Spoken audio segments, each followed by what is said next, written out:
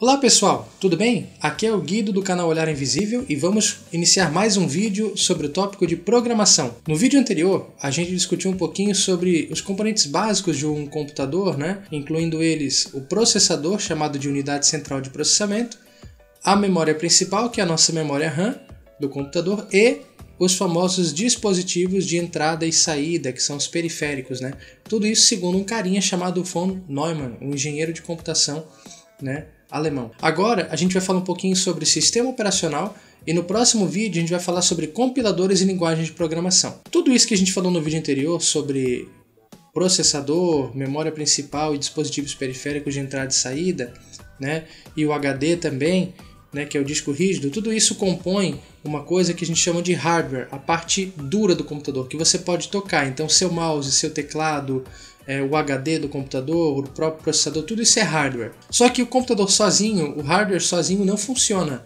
Ele precisa de algo que comande o funcionamento do hardware, ou seja, algo que faça isso funcionar. E o que faz o hardware funcionar é uma coisa chamada software. Software são os programas propriamente ditos, os programas de computador. Então, para que o hardware funcione, eu preciso que existam programas e esses programas eles vão dar vida ao hardware, porque através dos programas eu tenho as instruções computacionais para que o nosso computador funcione como ele deveria. E um dos softwares que nós vamos estudar hoje é o sistema operacional. O sistema operacional entende-se pelo sistema que faz o controle do computador, ou seja, é ele que faz o gerenciamento e o controle do hardware da máquina, tá? Ou seja, o seu Windows, quando você liga o seu computador e o seu Windows aparece na tela, ou o seu Linux, ou o seu macOS, dependendo do computador que você usa, se você usa um Apple, todos esses são exemplos de sistemas operacionais. Então o Windows é um sistema operacional, o Linux também é,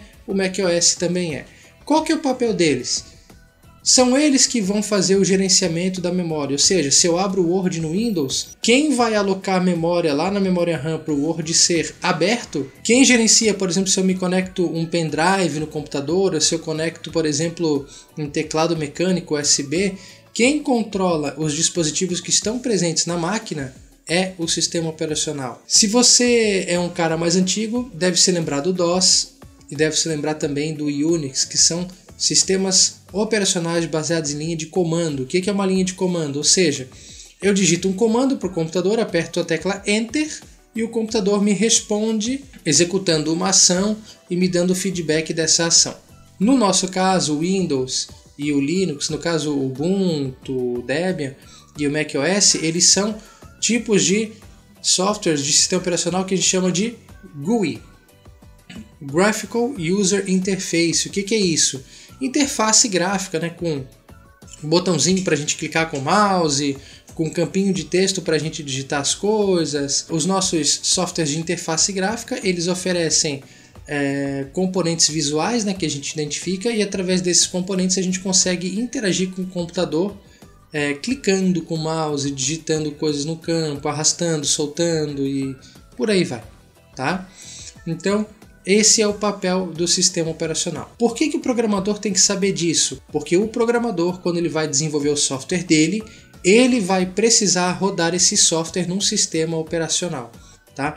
Então, você vai ter que saber como é que o Windows funciona, porque você vai ter que rodar o seu aplicativo no Windows. Se você for rodar seu aplicativo no Android, o Android também é um sistema operacional, só que para celular, você vai ter que saber criar um programinha para Android.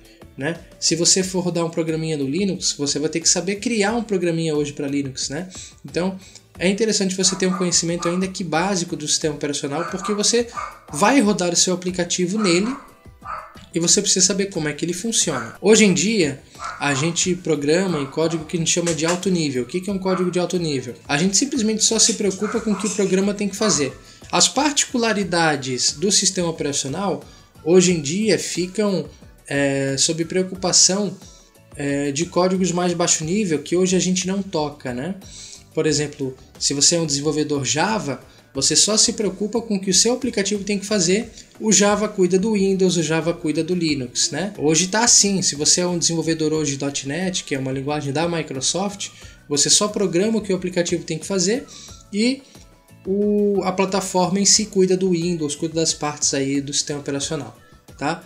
Mais antigamente, na década de 90 até início dos anos 2000, se você fosse um desenvolvedor naquela época, você tinha sim que se preocupar com o sistema operacional, porque você tinha que tocar em códigos aí que a gente chama de baixo nível, ou seja, você tinha que, programador, interagir com o sistema operacional. E aí, para que isso acontecesse, você tinha que saber utilizar a linguagem de programação C e outros aí, para que a gente pudesse comunicar diretamente com o sistema operacional. Hoje em dia isso não é mais necessário, mas ainda assim ter um conhecimento de como o SO funciona, o sistema operacional, é um diferencial para que a gente saiba rodar o aplicativo corretamente no nosso sistema.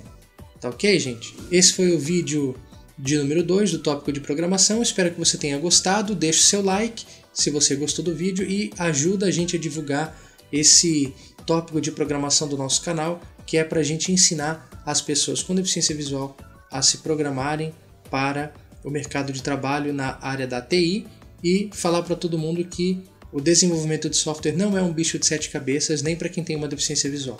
Muito obrigado, gente!